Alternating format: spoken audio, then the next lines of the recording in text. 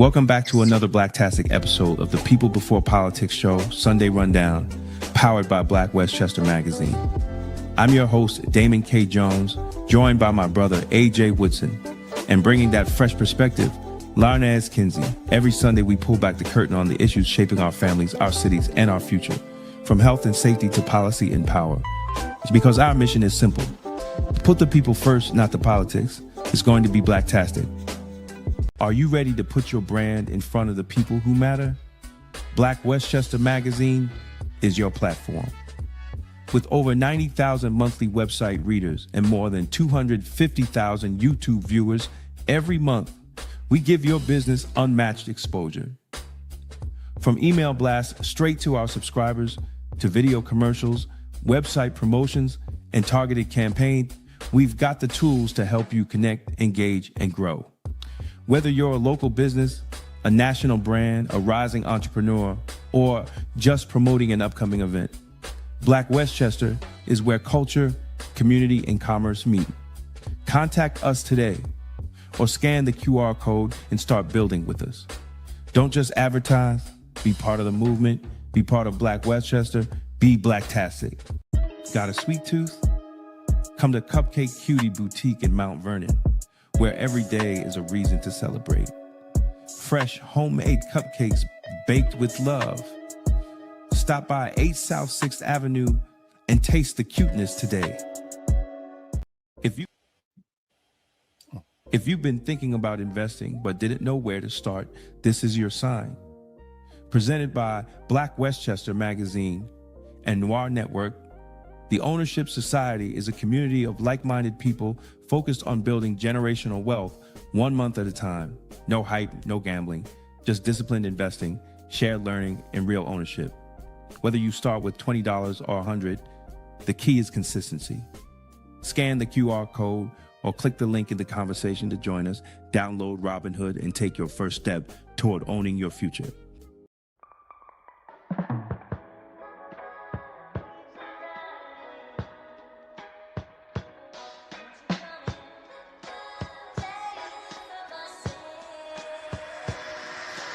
They gave us politics to pacify the pain, told us vote left or right, but both sides the same.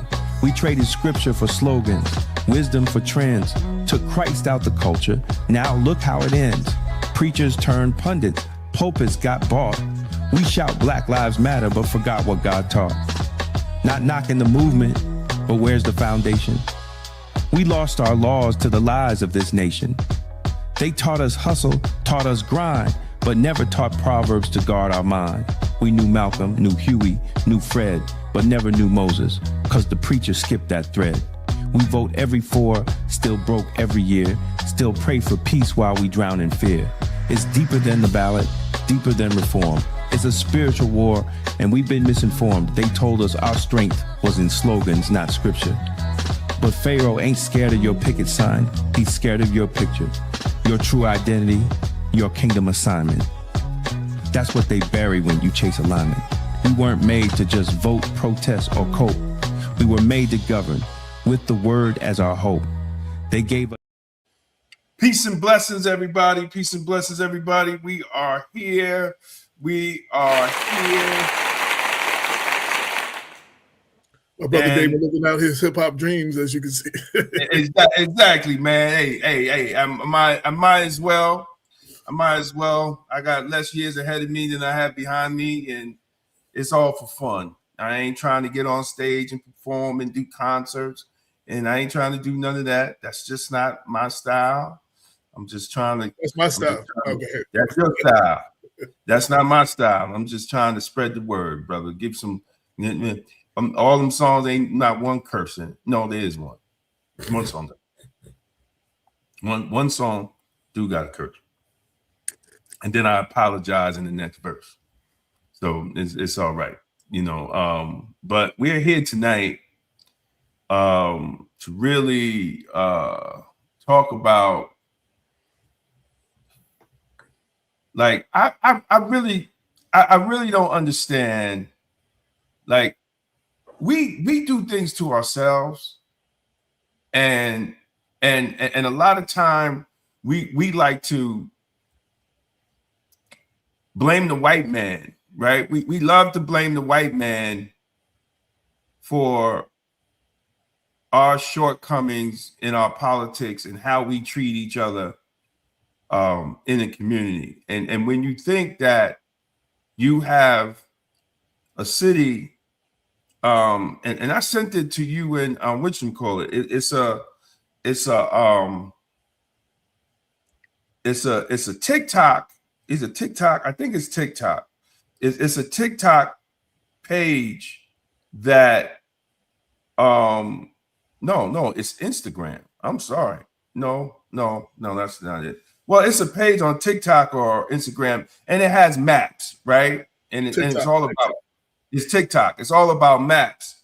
And this one, it says the blackest places to live in New York.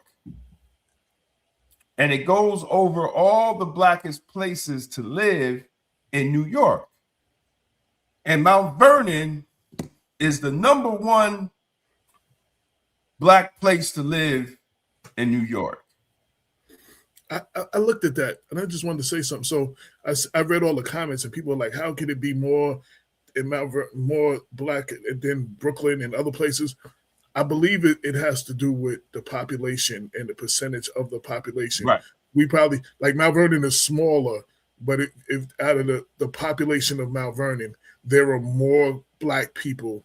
And, so our percentage of the overall population, let's say 83% or something, or whatever the percentage is high, is the highest, and that's what it is. Right. It's not that there are more black people than anywhere else. That's well, I mean, Mount Vernon is only 4x4 square miles. So right, if you look at the population, and if you look at the percentage of black people in this 4x4 square miles, but I say that to say,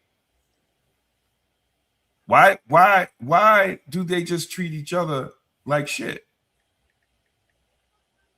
Like it's just like this case right here, and people that are tuning in, and I'm telling you, man, I couldn't sleep last night after I saw this report. And I talked to the brother today, and I told AJ, I said, I have to talk about it. Full disclosure, my wife works for the police department. And the same trick that they played, that they did to him, they tried to do to my wife. And I'm really questioning, why didn't they have him fill out certain things? And we're going to get into that because I don't understand what happened. And at the end of the day, brothers and sisters that are listening, it is a shame that nobody is stepping up for this officer when City Hall just gave this man a death sentence. When you fire him and he's on dialysis 7 days a week, and he's going to lose his insurance, how could anyone in City Hall in that police department sleep well at night? This is very sad, man. Let's get into the story. Yeah, so you sent me the thing. I was running high. My New York Knicks won the NBA Cup. Sitting there drinking my little Grey Goose, celebrating, and you blew my whole high, you blew my buzz, with that story, telling me about it and sending me that story last night. And then I wake up.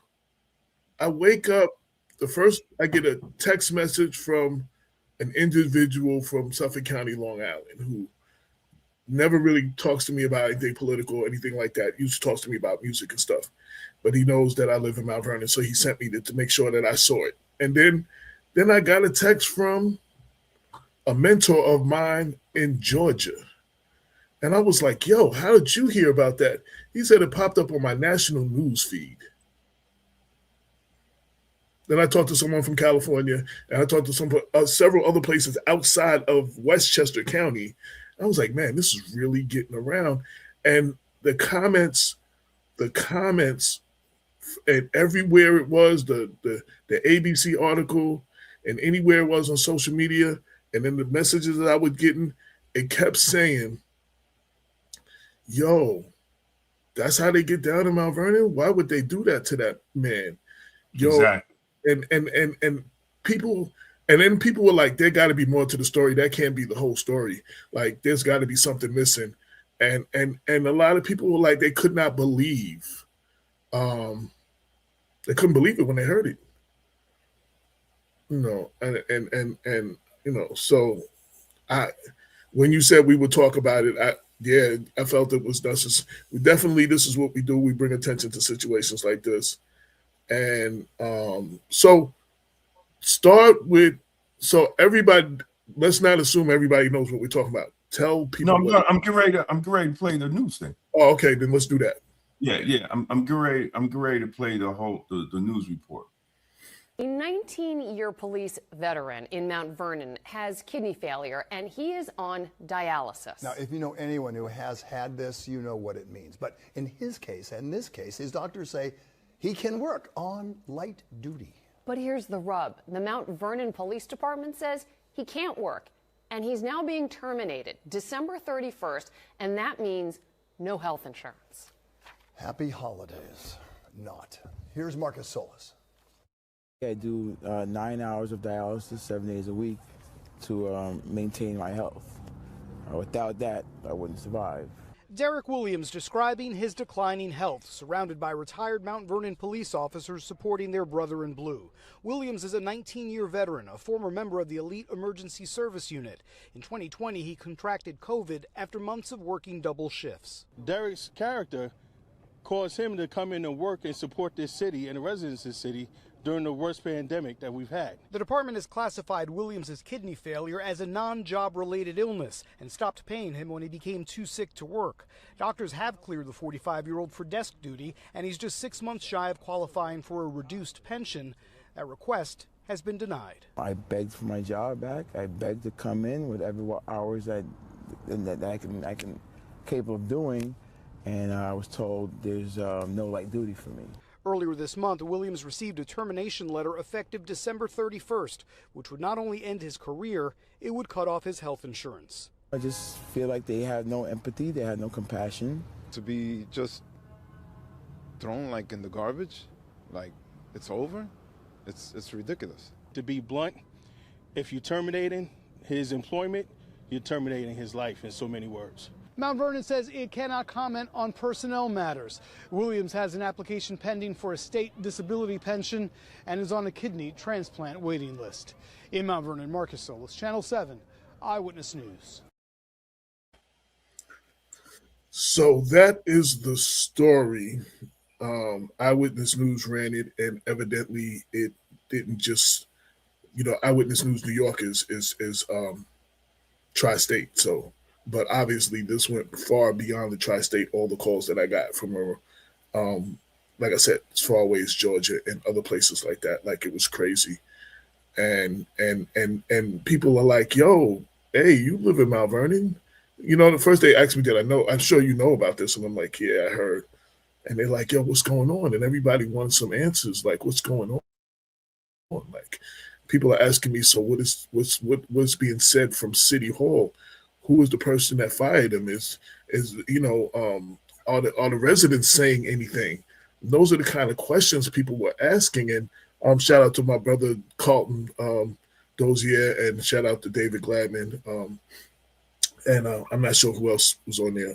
Shout out to everybody watching. But it's I couldn't even answer the question. It was just like I don't know. So as we always do. Damon was like, "Yo, hit the mayor." So I first text the mayor, and most of the time she will get back to me in a timely manner, or at least let me know that she got it, and she'll get back to me later. And my text was, I'm getting a lot of texts about this. Is this true? He's 6 months from retirement and he's being fired, ending his health benefits, and he is on dialysis. Why not let him ride out his 6 months and retire with dignity? So I didn't hear anything back this morning, and I know Damien wanted to do this live. So then I hit Tim Allen, who is the communication director who sends out all of the press releases and statements from the Mount Vernon Police Department, from the mayor, from City Hall, and everything. Like the last one I just got, I think alternate side of the street parking is going to be suspended for tomorrow. Like I get, they fill my inbox. Is the point I'm making. And I reached out to him, letting him know that I did try to text the mayor and that we were going to do a story or go live later this afternoon. And we would like, is there a statement from the city? Would the mayor like to leave a quote or a statement? And as of right now, I just checked the email as Damon was setting up the show. I did not get a response back from Tim Allen, the communication director, and I looked at the text message and I didn't get a message back. I wanted to make sure maybe she didn't get the text, so I sent the email link, and I didn't hear anything back. So for those who are asking what is the City Hall saying, I don't know. They didn't respond to me.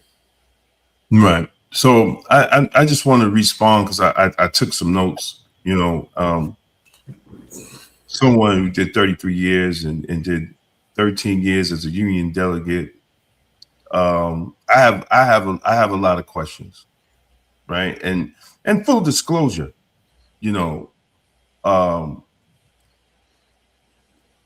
for this to happen to any officer, and the union doesn't have the power to do anything about it, the union needs new lawyers. Right? They need new lawyers. A lot of these unions need new lawyers because it's no way. So you're setting a precedent, that will hurt officers in the future. Now, what people don't understand, and I think it was in the video, he worked through COVID. He caught COVID. And my question first wasn't just catching COVID as a first responder. That should have been, and the medical implications that come after COVID that we're all seeing now, right? It should have been a job injury. See, because while City Hall and other people just sit behind a desk, or a lot of people throughout COVID that we know was sitting home, right, doing Zoom, working from Zoom, first responders, police officers, sheriffs, correction officers, that we all had to go to work. We all had to go to work while the highways was empty. Wasn't a car on the highway. Just us going back and forth to work. And many days we went to work, we never came home. And you're talking about a brother that worked for ESU. So when situations arrived and people got sick, it was him. He had to go in these people's houses during COVID.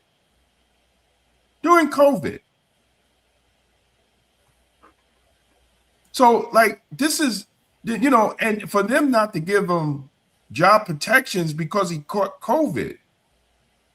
Like, let's not pretend, like, where did he catch it from? Where did he catch it from when most of that time people were working? First responders was working. Where did he catch it from?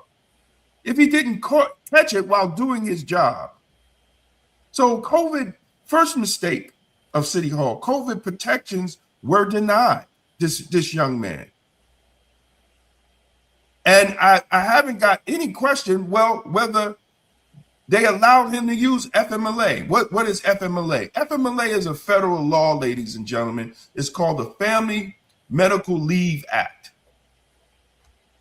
And when people have illnesses, they can fill out the FMLA and they're allowed to use their accrued time, but it also protects them from losing their job. Also protects them from losing their job.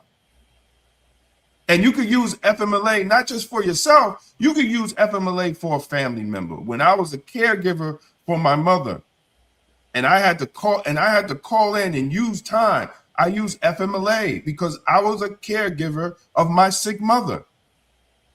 So some days I couldn't go to work, and it protects you.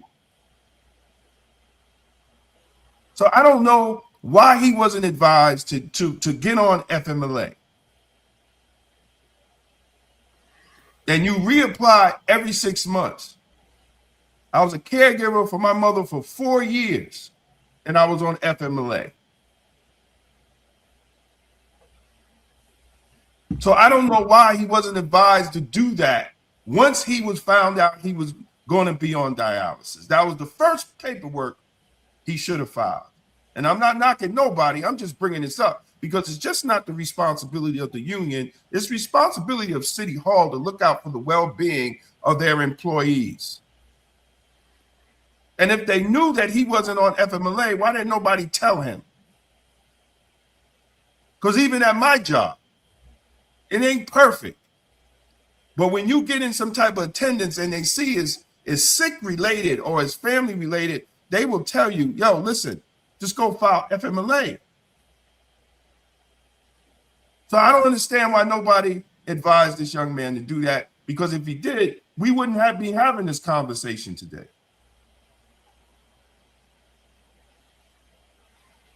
Now,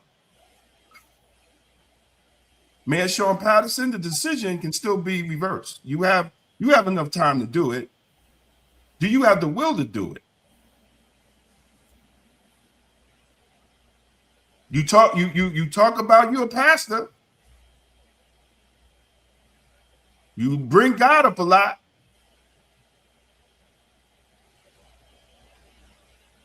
This is a life and death situation that you're putting this man in that has given his life, and he's going to give his life for the city.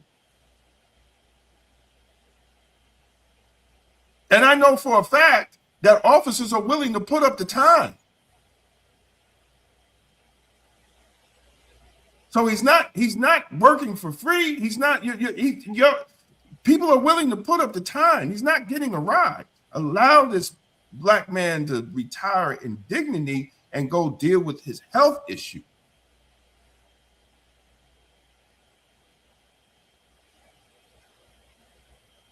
This dismissal is life-threatening.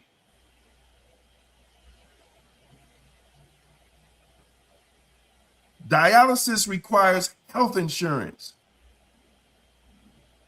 To be on a list to get your kidneys requires health insurance.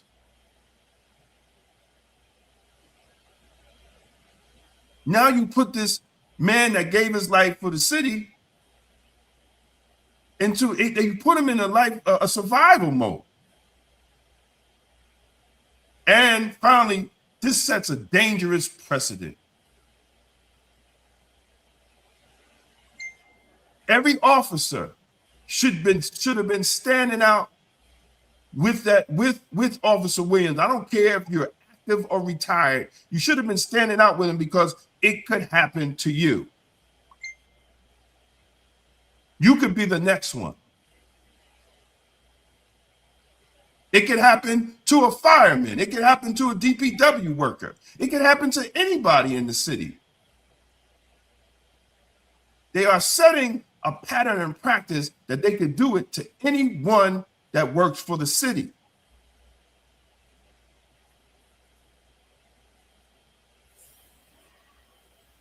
This is a leadership test, City Hall.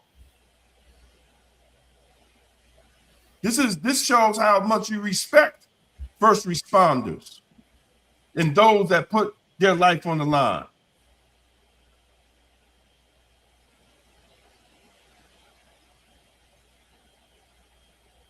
Let's be about values and not politics for a change.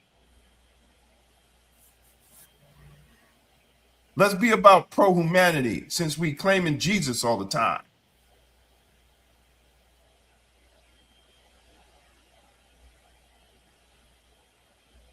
I couldn't sleep last night. I really couldn't sleep last night.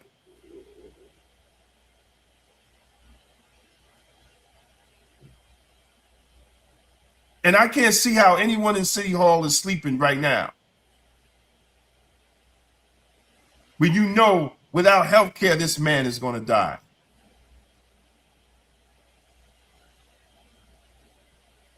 because he has to get dialysis. That costs millions of dollars without health insurance.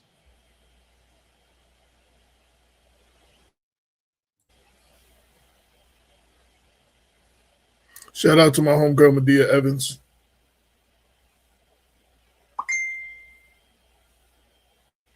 Shout out to our sister and co-host, Larnez, watching. Well, when it came to COVID, I know in my department, Westchester County Corrections, we got maybe like a $2,000 check going through COVID. But you get, you work and you get overtime, but the whole thing was the protections if you caught COVID. And there was a lot of arguments at that time and a lot of discussion that some departments was trying to say that the officers didn't catch COVID while at work.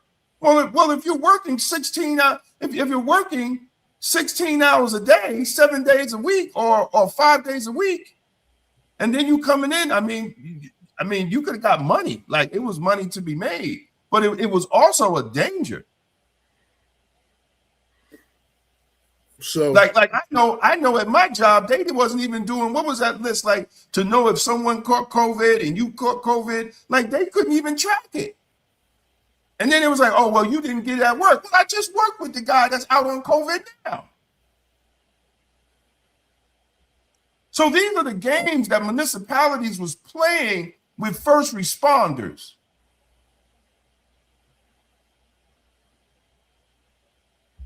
Exactly.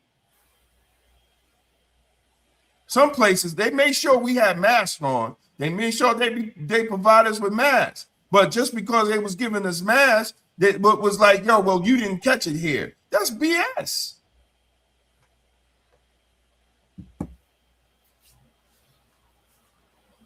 That's BS. And a mask doesn't stop you from catching it. No, a mask don't. And we're finding this out now that American people was just shammed with COVID. It was a government sham. Well, what I'm saying, the mask was the if you have it, it prevents everyone else from you spreading it. That's what you have a mask on. It doesn't protect you from someone else having it and you breathing it in. No. I'm not even discussing that. I'm just no. I was just saying that's what a mask was. It didn't protect you from getting it. Right. But at that time, that was the go-to thing, right? That was the go-to thing for municipalities to say, well, you wore a mask. There was no way for you to catch it. You didn't catch it here. That's BS. No, I want to get off the mat. I want to put the focus back on this. Well, I'm discussing that because COVID is how he ended up being on dialysis.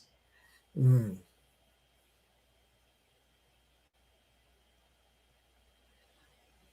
Once he caught COVID, his health went down after that. Shout out to our brother Mike Hannon.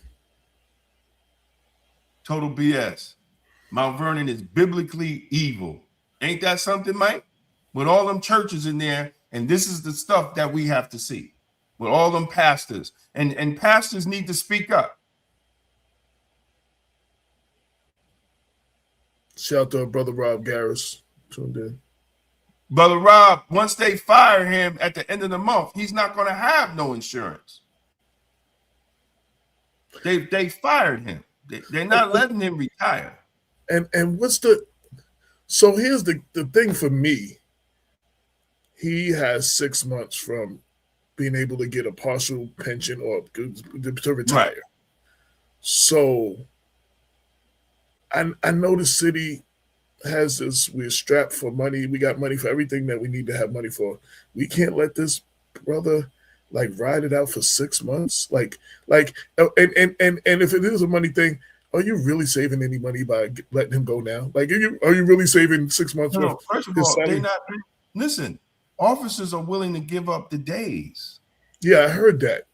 So they're not. It's not like the city's giving it to them for free. Fellow officers are willing to give up their days so he can ride this out. And then January 1st, he gets his new vacation time and sick time, or he gets his new stuff, right? So you add on to that, which everybody else, and then everybody else is going to donate. You get the 6 months, let him go. He hasn't received any pay in 3 years.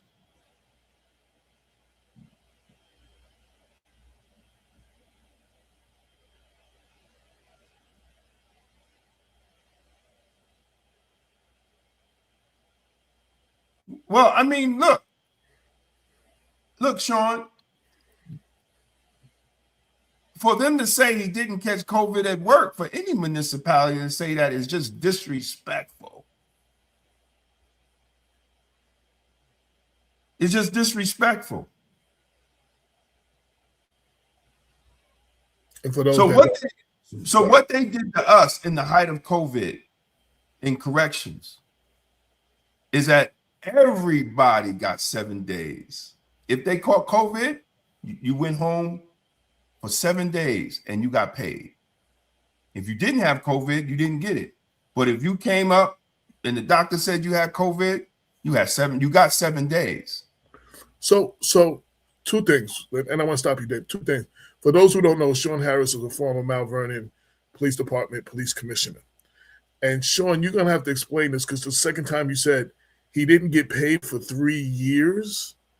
So he was working for 3 years, he didn't get paid? I'm not sure what you're saying. And you're saying that since he didn't get paid for 3 years, he has to make that up with the pension system, which puts him further behind. But yeah, because I need to explain. No, because you work and you contribute. No, I got that the pension, but the not getting paid for 3 years part. Was he not working for 3 years? Was he working, and how's he working and not getting paid? That's what I wanted to know. Or was he out for 3 years? Is that what you're telling me? No, he could have had sick time. I don't know. I that makes it confusing. But at the end of the day, well, I was asking him to explain what he was saying. Right. Because I don't know how that worked. Yeah. But what was you have emergency sick leave where they cut your days into half. Like there's things that they do in the county. I guess they don't do it in Mount Vernon to help people save their jobs, right? And help people get through it. I guess they don't have that. Sometimes, and I said this before to a lot of people, and Sean, I said it to you when you was union president. Sometimes you have to worry about benefits and not money. Because benefits always are better than money. Just can't be thirsty all the time trying to get a raise. You should get benefits. And this is totally confusing. And a man that gave his life to the city shouldn't lose his health benefits. And those are the questions I have. Why didn't he have FMLA? Because if they did, why didn't he go to the Human Rights Commission? Why didn't they allow him? I would have filed an EEOC against the city right off the bat. Because there's laws protecting people that caught COVID. So his response was because the city deemed his illness not a 207C. He had exhausted his sick time, so he was taken off of the payroll.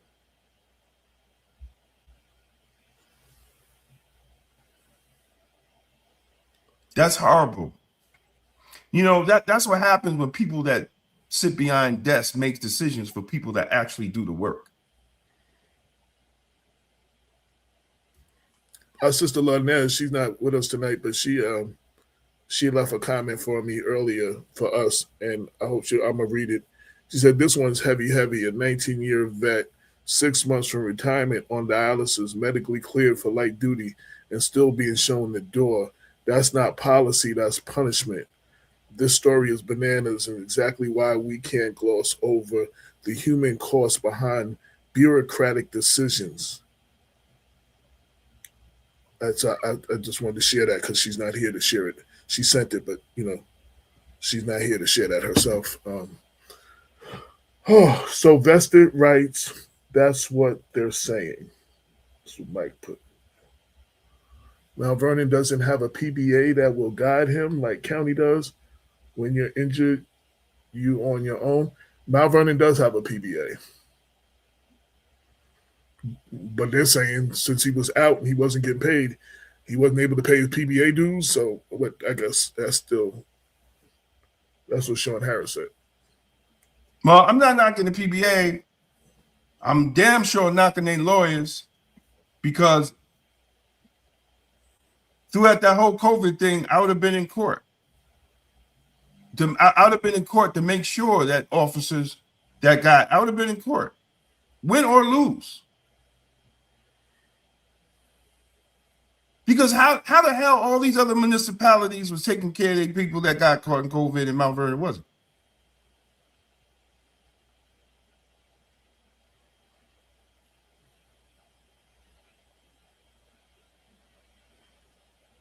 And how are they overriding what a doctor says? And not only a doctor, what the news was talking about. This goddamn news.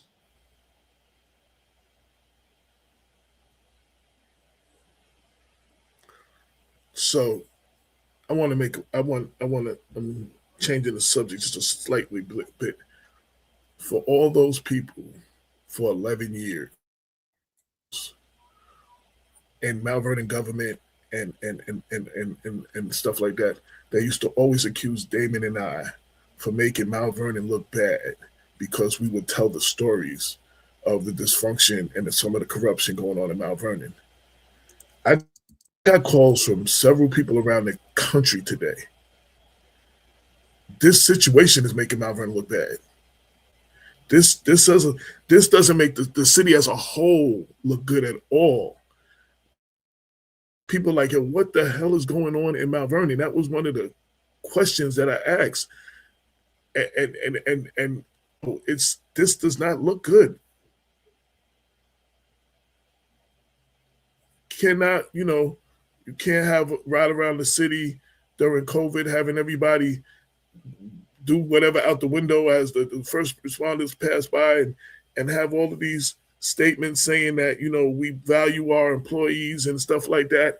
And then a story like this comes out. I mean, nobody should fall through the cracks in a situation like this.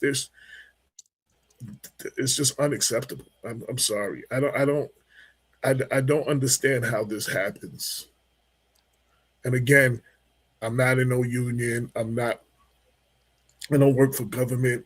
I'm not in law enforcement. But as a Mount Vernon resident, I don't understand how we can treat one of our first responders like this.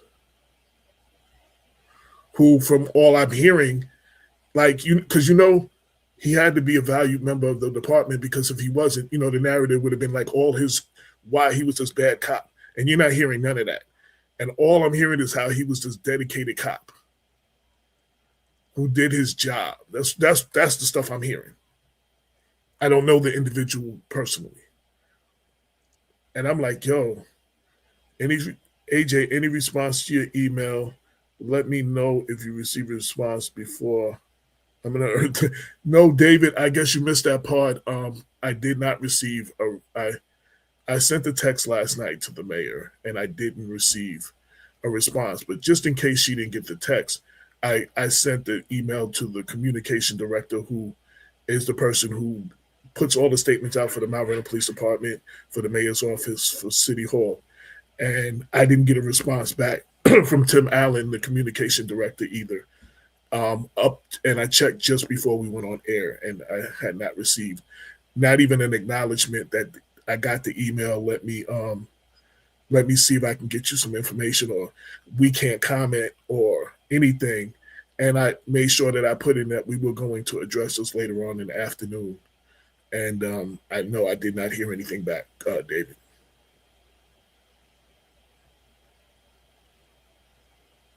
So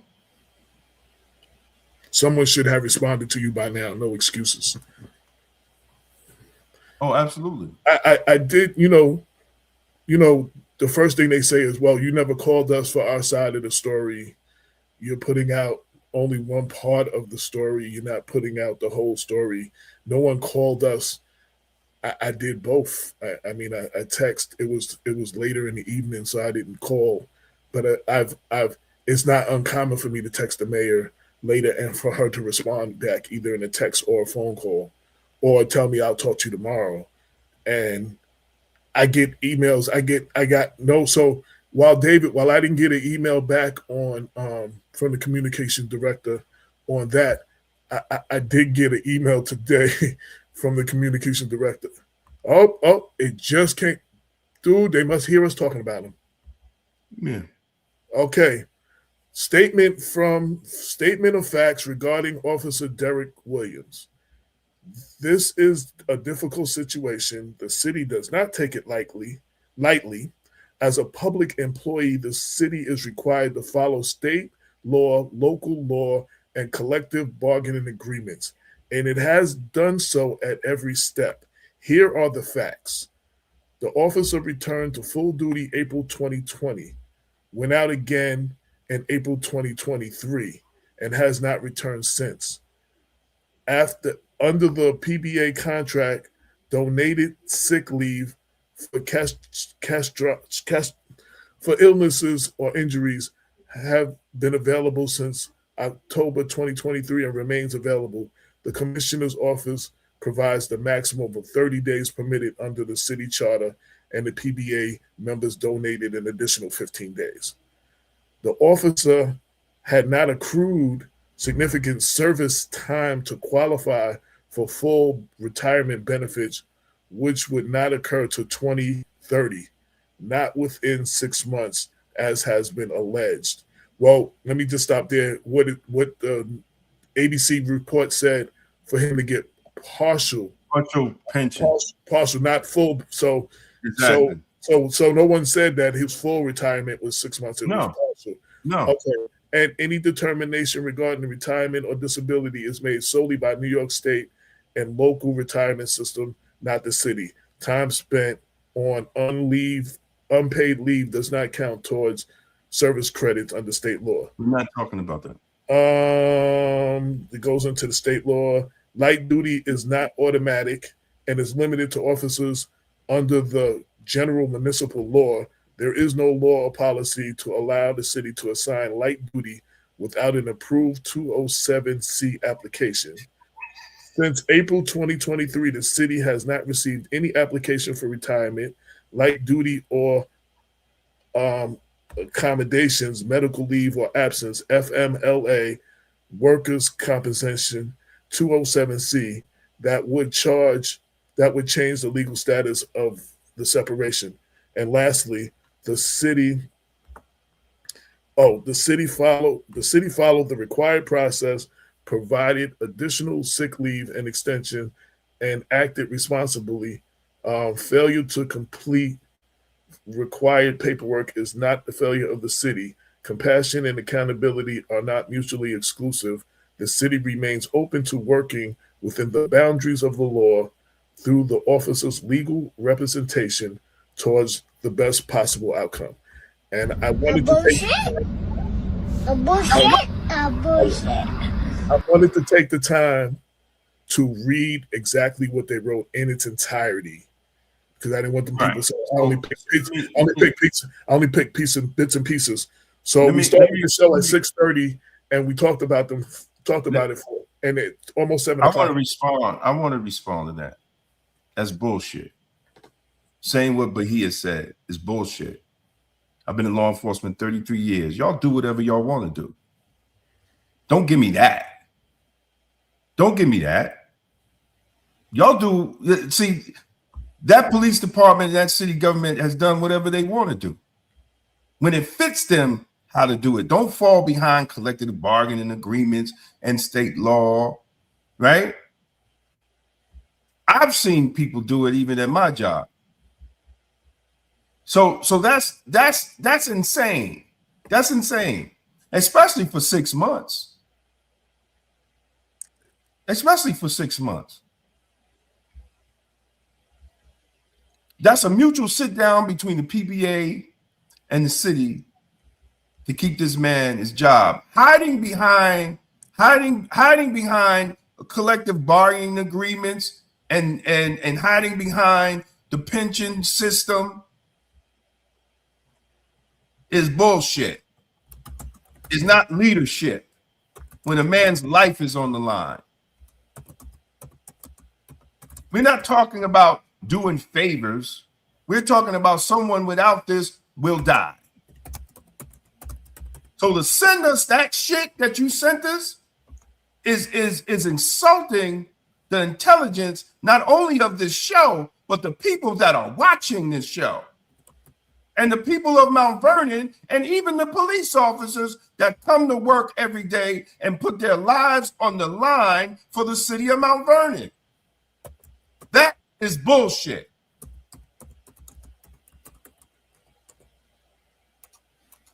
See, I don't understand about these police unions and these correction unions that y'all don't get your shit together and hold these politicians accountable that's sitting behind a desk in an air-conditioned room while y'all go out here and put your life on the line. And y'all sit and play these games. This is insane. All levels of government. Look how they treating the state correction officers. Look at the conditions of the jails. And y'all want to smile and get, see, I come from a different era. I'm sorry. This new era of police union politics, y'all are just not about that life. Worried about overtime and where you're going to be posted. And not thinking you will be the next person that they will do that to.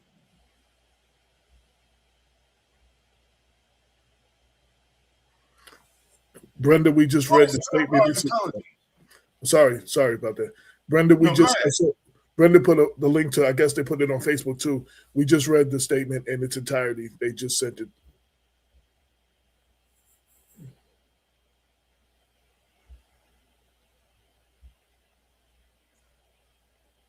Well, I mean, I think it's 10. I'm not sure what tier he's in. That's the only question. I'm not sure what retirement tier he's in.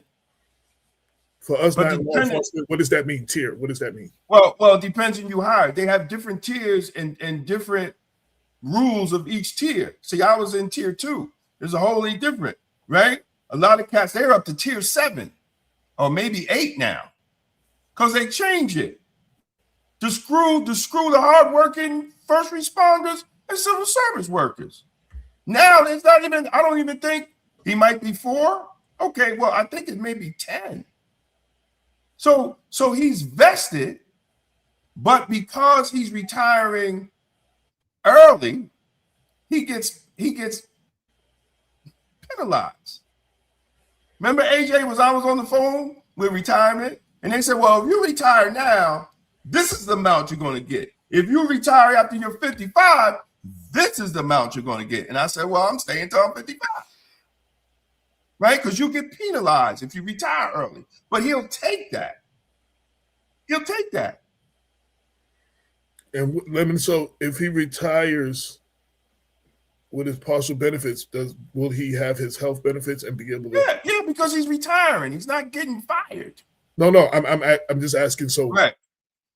We're clear on that because everyone's not clear. This starting to hit news nationally. That's why Harold. That's why I was talking about this. I got a text message from someone from Long Island, and then I heard from my mentor in Georgia who said, and I asked him, "How do you know about this?" And he said it hit his national news feed. And then I heard from someone from California and several other places in the States. So yes, it is definitely hit the news nationwide. It definitely is on the national. It's on the nationwide national news feeds. He was 4. He came up shortly after me. That's what it said right here. Let me see. So I was 4. I'm sorry. I was 4. He came up shortly after me. So that's tier 4 for people that don't know what Damon's talking about, the different tiers. Because everyone here is not, civil service and don't know what tiers are. Right. So if I wasn't around you, I wouldn't know what the hell tiers are either. Yeah, so I'm not sure if you're vested after 10 years, right? I'm not sure because they've changed it, and I think it's like up to 7 or 8 now. They even took out overtime being allocated in your retirement.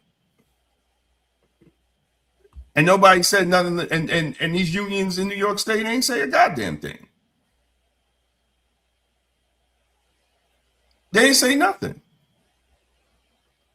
And this is a warning to every civil service worker that works for Mount Vernon. Sometimes y'all got to stop worrying about what y'all going to get and worried about and sticking together. Because that can be anybody.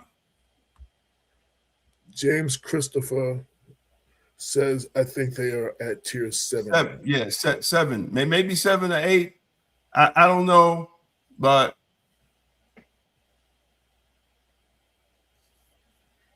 so Officer Williams is being penalized. Sorry. Basically. We're both hitting it at the same time. Exactly. So Officer Williams is being penalized for a serious health crisis. So And they're using the collective bargaining agreement. And they're using the city charter.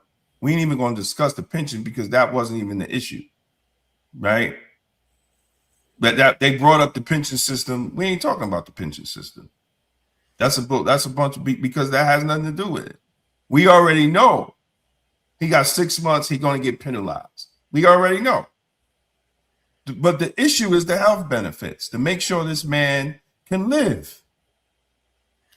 So if going by the statement we received just now, there's no one advocating for when you're in a situation like that to let you know you should file for this, you should file for this, you should file for that. There's no one that advocates you just fall through the cracks. If you don't know, you don't know.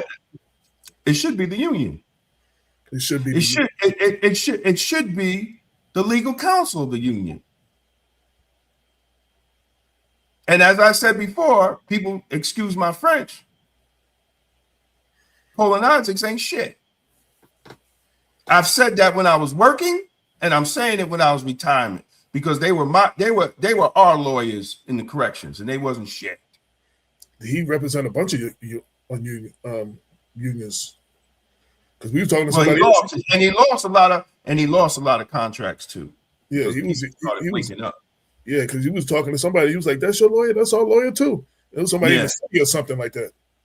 You use it. The union doesn't do it. Trust me. But you know, this is the sad thing. Vote them out. Vote them out. Get some lawyers that's going to give y'all the information that y'all needed. So my question here: the city is obviously listening. When I said they didn't respond, they responded, and I made sure that I responded back to them that we are live and how they can watch it if they wasn't. So, what is the answer? Since the end of the email said you are still willing to work or whatever, what is the answer?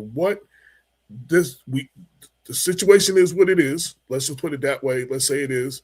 He fell through the cracks because certain things didn't file. Whatever. All the things you said. So what is the answer? He's just screwed now, or there's nothing the city can or will do for him? Is that what the answer is now? He just it's a messed up situation. He's just screwed now. Because one of the quotes, I think the quote from the ABC story from former police commissioner Sean Harris said, by terminating him, you initially sentence him to death. Absolutely. Listen, the ball is not in his court. The ball is in the city's court. And that's why I was saying to the city. So what is the option? Yeah. The ball is in the city court. They're willing, from my understanding, they're willing to put up all the time he needs. So what's the problem?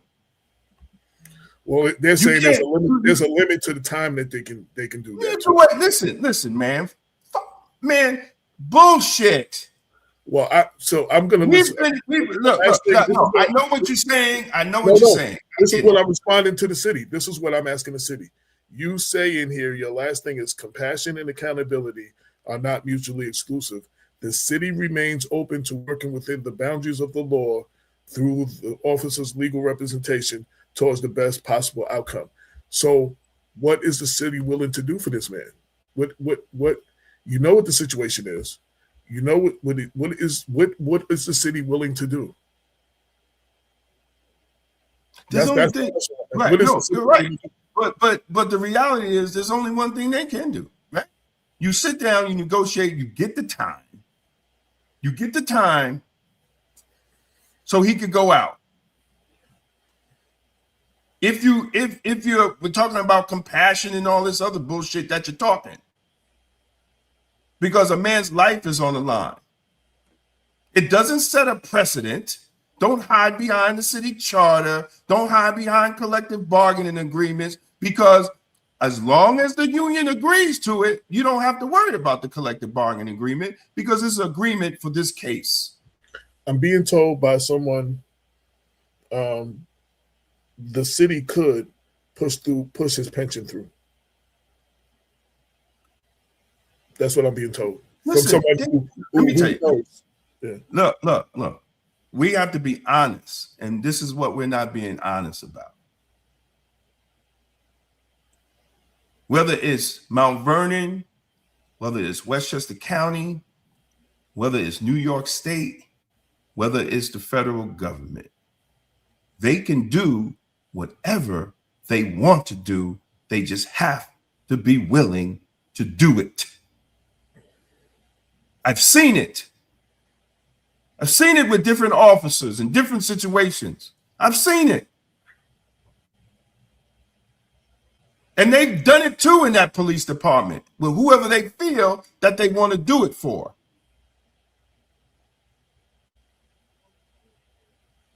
So let's not act like this is just some random out of the sky, we don't know what to do, and you hide behind that. No, this is a life and death situation.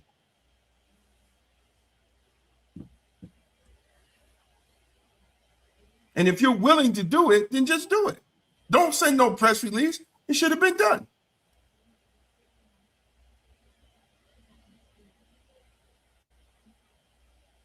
The union doesn't do it, trust me. That's Bahia. She worked it. That's yeah.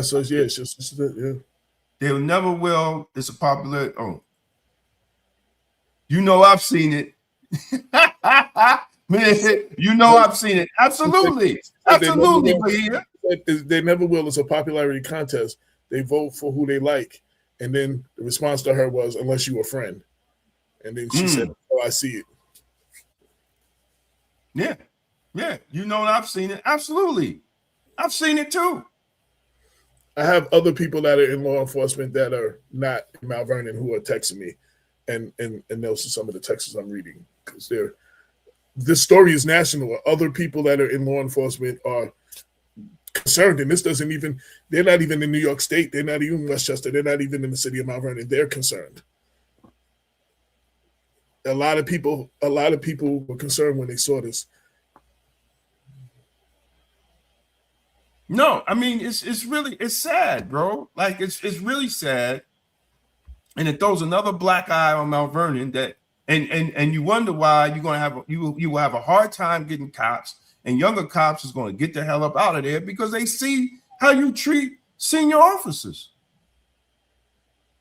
Why would I stay there? And I get into a situation, I'll transfer out too.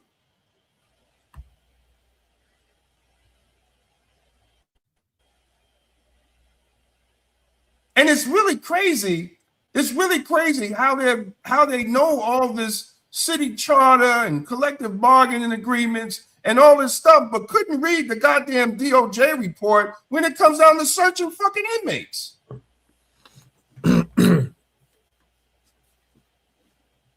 It's amazing right now. They're quoting all this stuff, but you didn't read the DOJ report when it talks about searching inmates and making sure a supervisor is present and having probable cause and proper paperwork and telling y'all to use a goddamn warrant? How do you not see that?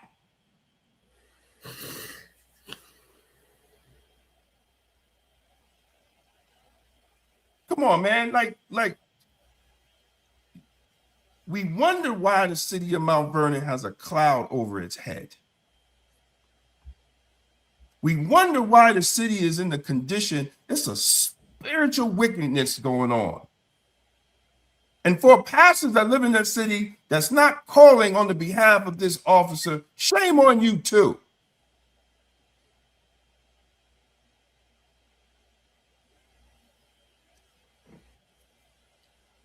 Shame on you too.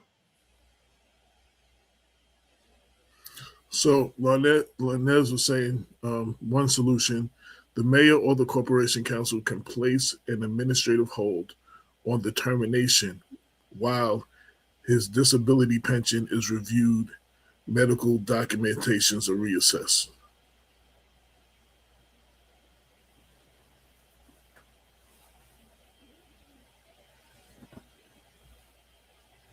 There's options. The man said in the report that he begged and he cried.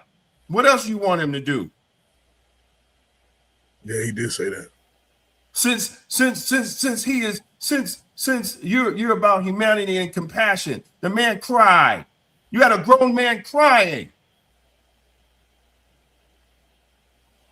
So where's your compassion?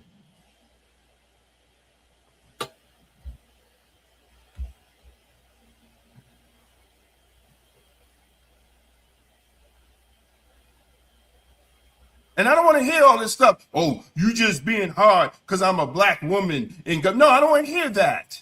This is a life and death situation.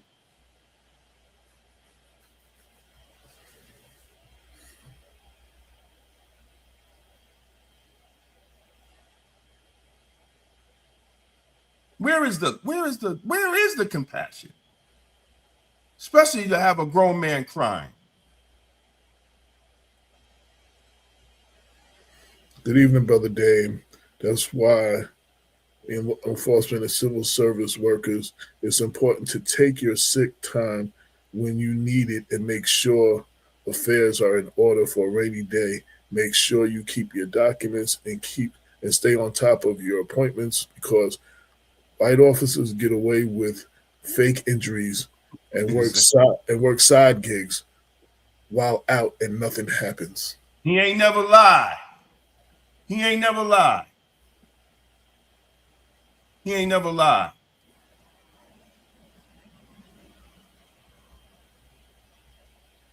But the sad thing is us doing it to ourselves.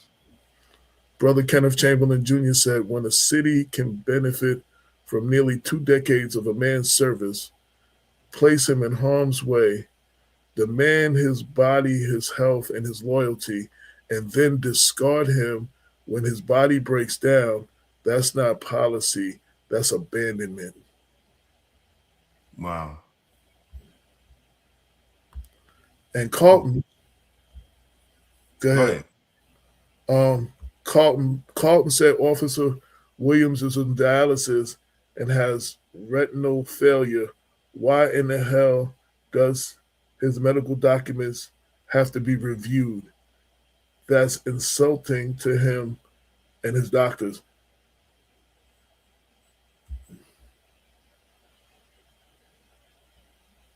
It's very sad, man. It's very sad, and you just lose respect. on a situation like this. I know there's favoritism. People treat this person that way, but when something like this, and you can't work out something for 6 months, then you don't want to work it out. I've been working in government. I've worked for government for 33 years. I've seen what they could do.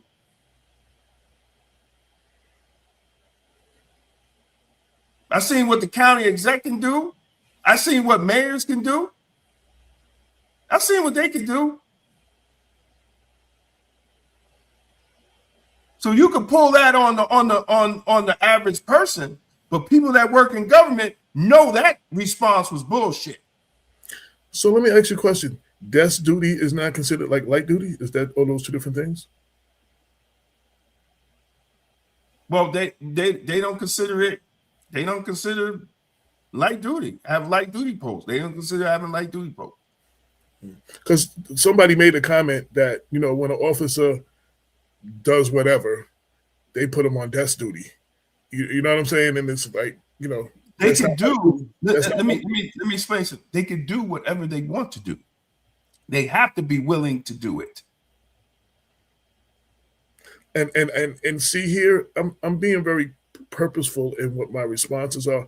I'm asking questions because I don't know. I'm not in government. I'm not in law enforcement, and I just know on a humanity side, you know, since this is what everyone wants to take it to, like on a spiritual note and on as far as humanity is concerned, and the welfare of our first responders and all of that, there has to be something that the city can do. And this is me speaking specifically to the city leadership, whether it be the mayor or the corporation council or the police commissioner or whoever collectively it has to be. There has to be something you can do. The man put in 19 years. The man was a first responder. I have not read anything that this man did not do his job and was not a good cop. The man is dying now. If it's true that he's on dialysis because of what happened in catching COVID during working the pandemic, I mean, and that's why he needs dialysis. I mean, I don't have documentation or anything about that, but I mean, that's what I'm hearing. There's got to be something to do that can be done if we really care about our city workers, our first responders. There's got to be something that can be done. And I'm asking specifically to those who work for the city and those who don't. You're either gonna watch this later or you're gonna be told what we said. So I'm speaking specifically to you. What can be done? Because again, your last thing says compassion and you know, you're willing to work. So what are you willing to do? This man basically, here's the facts. Regardless of how it happened, the man's on dialysis. And he needs dialysis to live. The man is short of his time for full pension. None of this stuff is in debate. The man needs his medical benefits to continue to live. What can be done? Yo, what's up, brother? I'm doing good, man. Yo, let me call you back. I'm on. I'm about to mute you. Yeah. Yeah. So I mean, like, it's just real talk. I'm having a real conversation here. I'm not. And again, I've read the statement in its entirety because I wanted to make sure that we do that. You know, and that was the reason for me reaching out so that can be shared. I didn't want to do a show or a story without that. But the ball's in, I mean, the man, yeah, you unmuted yourself. Yeah, the man needs his benefits, or if dialysis is keeping him alive and terminating him on December 31st, it's going to cause him to lose all his benefits, and his 19 years don't mean anything. What do we say when this man dies? Now, I'm not getting into the rhetoric and the rumors because I've been told a lot of other things on why this is possibly happening to him. But until I independently corroborate all that stuff, I'm not having a conversation here. But I've heard some stuff that disturbs me. I'm going to be honest, and I'm going to ask the questions. And if any of those things come out to be true, and I have receipts for them, I'm going to share that. But I'm not sharing it until I have receipts. But I'm hearing there's a reason behind this. And I'm really hoping that that's not true. So I'm reaching out to you. This is the reason for me being here on this show. This disturbs me a lot. This man gave what Kenny said, what Kenny Chamberlain said, he gave almost 2 decades of his life to the city. Is humanity lost in the city of Mount Vernon? No, he ain't asked the question. He said is lost. He said is lost. This is the opportunity to prove that that's not true.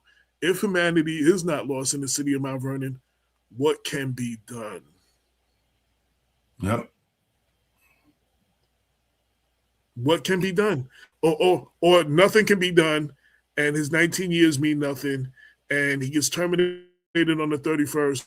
I don't know if that ends his health benefits, how much longer he lives if he can't live without this dialysis. What do we say then? What's the conversation going to be then?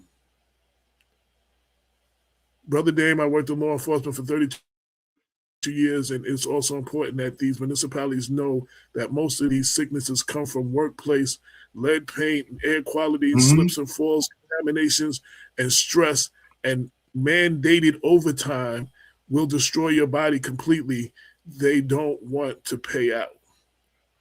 Mm-hmm. What was that thing that they had with the rotating, with the shifts or something that y'all were talking about was hard on your body? And rotating. They don't care. That was brother Eric Josie from 100 Blacks in law enforcement in New York City, and he wanted to talk to me about what we're talking about now. And he said a lot of brothers in New York City and ESU are very upset.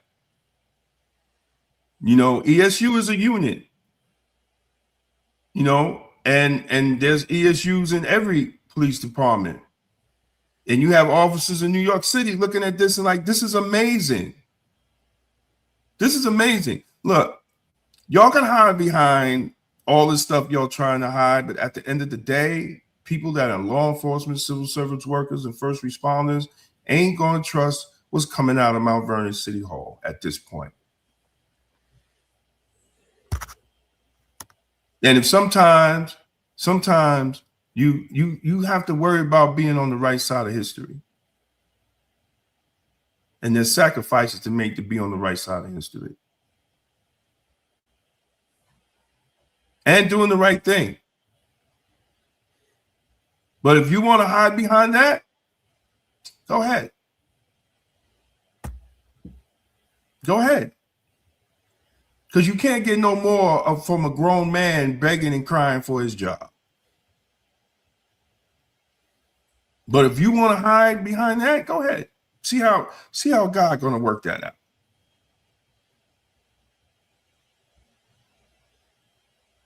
See how God's going to work it out. Direct quote, I begged for my job back.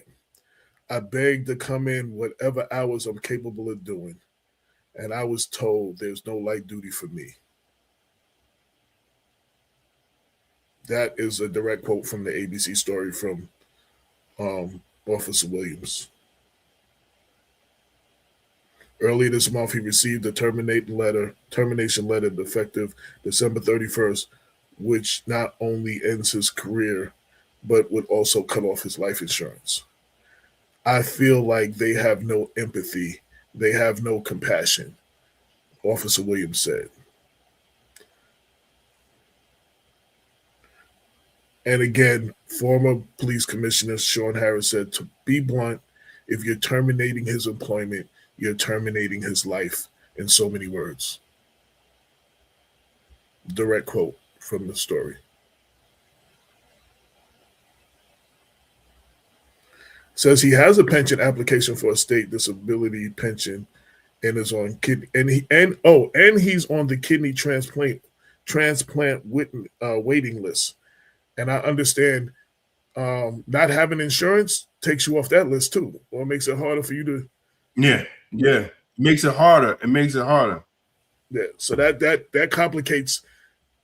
He needs a kidney transplant to live, and without the insurance, that would make that harder as well. So, I mean, listen, I've seen some amazing shit come out of Mount Vernon City Hall. Not just this administration, but even past administrations. But this beats the cake.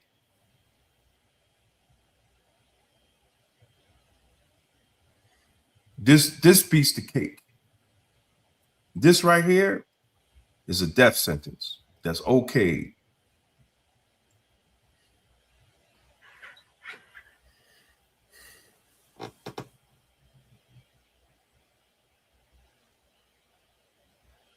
And I'm one of the people who can actually sleep at night.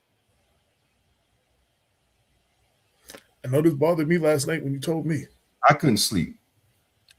You know what? I heard about it, but when I saw the story, because I couldn't put his face, I've been detached, so I couldn't put his face. But now I see it, and to see nobody standing with him is even more heartbreaking, because it can happen to you. It can happen to anyone there. Former officers, no current officers stood with him. His fellow co-workers, none of them stood with him. But you know what? The people he served with. But you know what? I'm not surprised. But here's the thing. I'm not surprised. Because one thing I noticed in my 33 years, one of the most scariest things in Westchester County is law enforcement officers standing up for their own. I would have to get black law enforcement from New York City to come up. Eric Josie and all them other brothers, Charles Billups, to stand up, because I couldn't get these black cops, black correction officers, none of them to stand up because they too scared when they went back to work.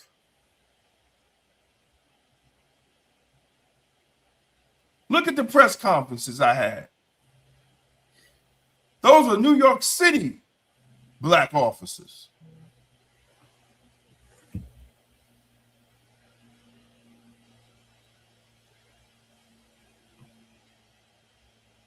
So I'm not surprised. Not surprised at all.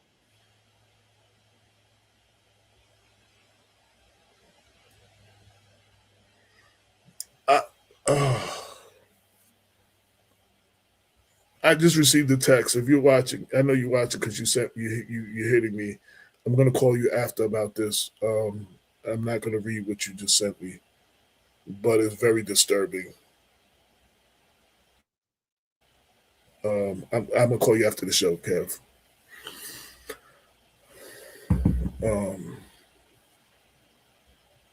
Yeah, I'm going to call you after the show. Who?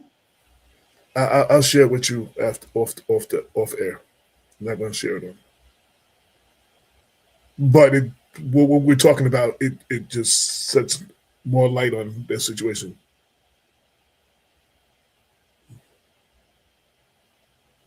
You're right, Bahia. You're absolutely right. But what can you do?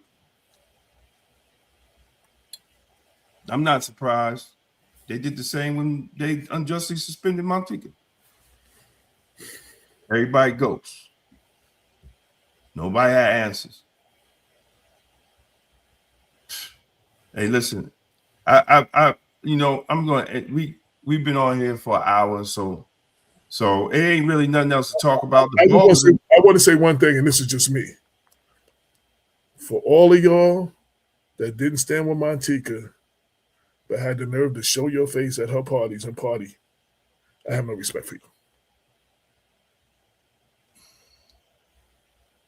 That's a different thing, but that's something that was bubbling in because I've been at and I've seen y'all there.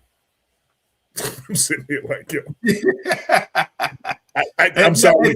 I digress a little bit. But so I'm going to reach out. I'm going to reach out as the editor of Black Westchester. I'm also going to reach out as the vice president of the Mount Vernon NAACP to the mayor, to City Hall, to the police commissioner. Because first off, and y'all still owe me an answer. First off, I'm going to be, while I got your attention, y'all still owe me an answer on what has the city done to put anything in place, policies and procedures, after the DOJ report. Y'all still have not given me an answer on that while I have your attention. So I took some time off to, I didn't want to like keep banging in the head, but now I'm back on that. Like, it was something got to give, and I'm going to be in touch. And y'all will answer my call and respond, or you won't. But I really, for all of that talk that I hear about compassion and caring about the employees and all of the stuff that I hear, I'm not seeing it in a situation where this man's life is on the line. And let's be clear, I want to end with this. It is what it is. Maybe the right paperwork wasn't filed. Maybe some stuff fell through the crack. But the bottom line is, the fact is this. He's got a termination letter as of December 31st. As of December 31st, his health insurance is canceled. He needs dialysis to live. Without dialysis, he will die. Without health insurance, he's on the kidney transplant list. Without health insurance, it's going to make him very hard, or maybe fall down the list or get kicked off the list altogether from getting a kidney. These are the facts. Regardless of what happened, who's on what side, who did what and didn't do what is the city going to do about that? Are they going to let a man who gave 2 decades of his life fall through the cracks and Damon said something about the representation and all that too. Listen, but the ball is in the city remains open to what? That's the problem, Brenda. The city remains open to what? Because if they were open, he wouldn't have received a letter of termination. They would have been working on it. I'm not falling for that BS statement that they put out. I've been doing this too long. It would never got to this point if the city was open to it. Yes, maybe the union did make some mistakes. I think there's a lot of mistakes fell through. But that's not a reason for the city. Let him die. And my point was, several things happened, and several things fell through the cracks and didn't happen for whatever reasons they didn't happen. What are we doing now? Are we just going to terminate him December 31st, have him lose his health benefits that he needs to live, and make him not eligible for the kidney transplant that he needs? I just want answers to that. Like, where do we go from here? Not how we got here. This is where we're at right now. December 17th, this is where we're at. And 15, 16. In 14 days, 15 days, he has no more 2 weeks. Let's 2 weeks. Let's 2 week it. In 2 weeks, he has no more health benefits. And he has no more job. And he needs the health benefits to live. Is there anything the city can do within this 2 weeks? Putting that termination on hold while they figure it out? Is there anything that can do to extend it? These are my questions. Not how we got here and not whose fault it is. Is there anything we can do now? Those are the questions that I am asking. And I will personally call, and if I have to show up at City Hall and Mount Vernon Police Department, I will do that too. These are the questions I'm asking.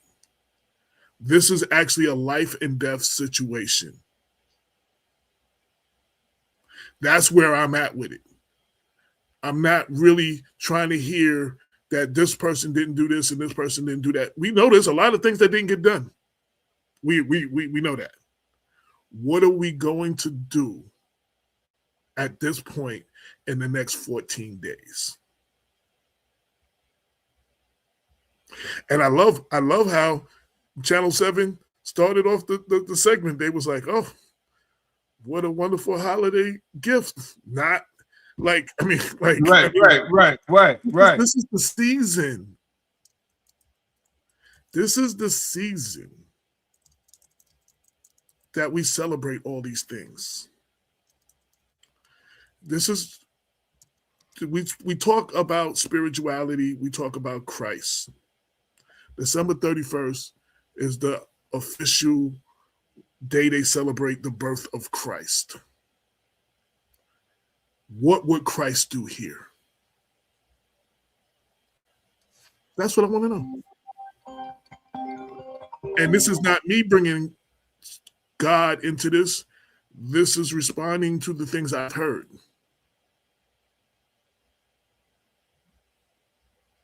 So that's AJ Woodson. This is me saying this. I am speaking for Black. This is what I want to know.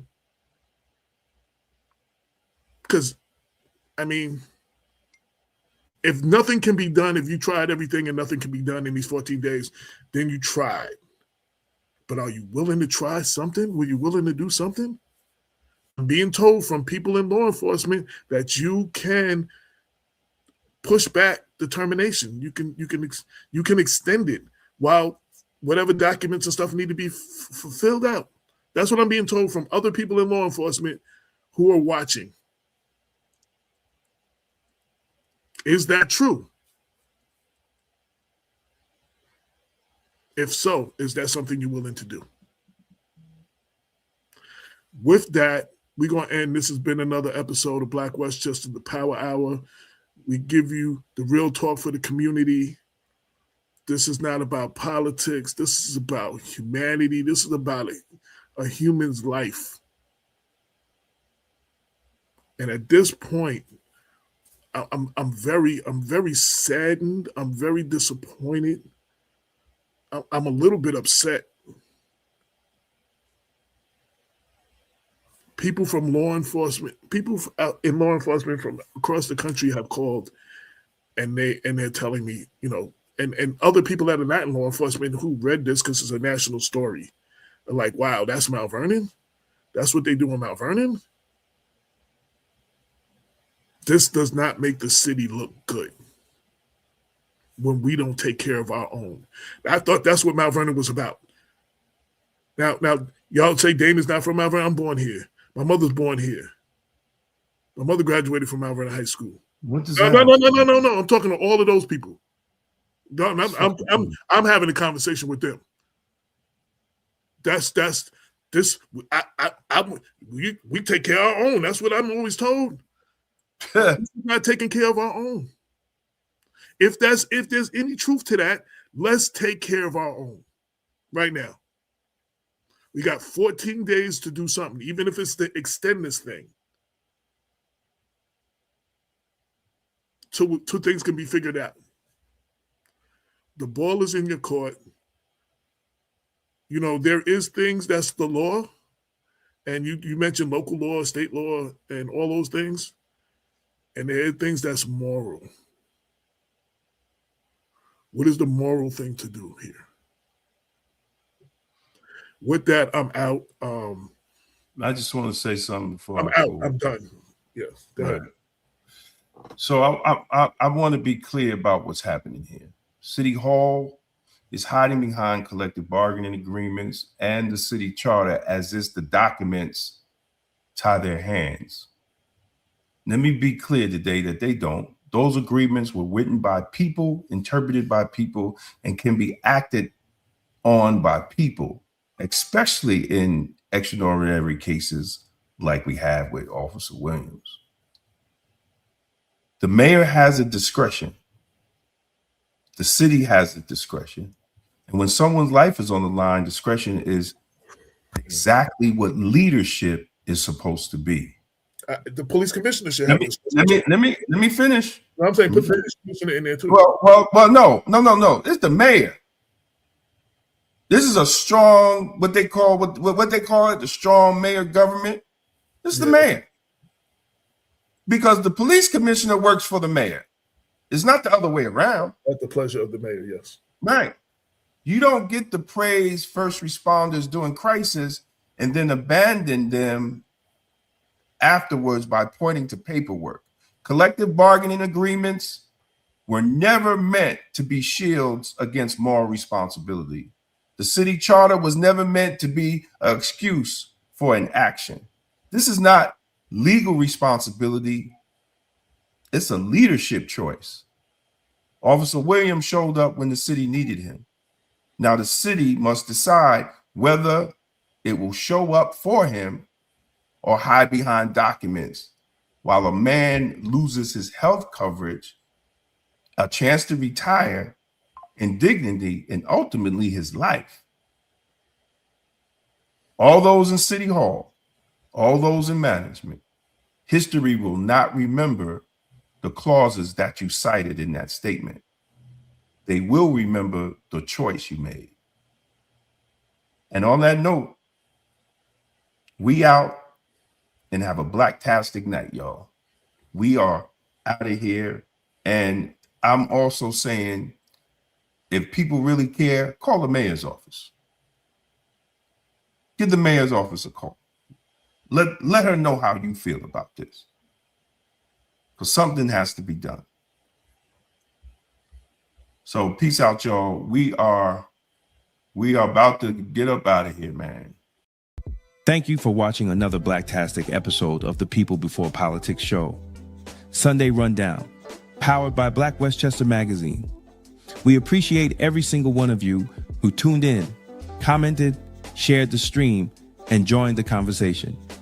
Your support is the reason independent Black media continues to thrive and speak truth without fear. Every week, we show up to bring clarity, accountability, and real community insight to the stories that matter. And you show up with us. Whether you're watching on YouTube, Facebook, LinkedIn, or X, we want you to know that your voice, your engagement, and your presence make this platform stronger. Thank you for rocking with Damon K. Jones, AJ Woodson, and Larnez Kinsey as we break down the issues that many outlets ignore. And thank you for supporting a space where Black thought, Black leadership, and Black truth-telling still matter.